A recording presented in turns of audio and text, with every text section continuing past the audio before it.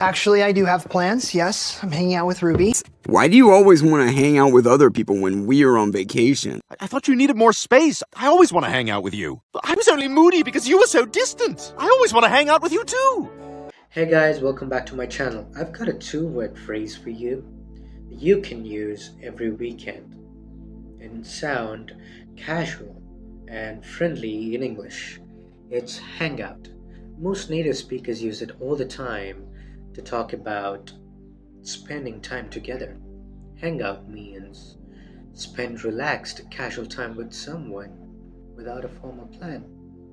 It appeared in the early 1800s to mean linger around, but now it's all about relaxed socializing. I can give you some of the examples so you can figure out how to put it in a sentence, okay? We were gonna hang out together, make our own plans, right? Why are you so eager to hang out with my dad? Remember, hang out, to spend casual time with people. Now tell me in the comment box, who do you hang out with the most? And like the video, share the video with your friends if you learned something. And also, subscribe to my channel for more updates. I'll see you next time in next video. And until then, take care and bye.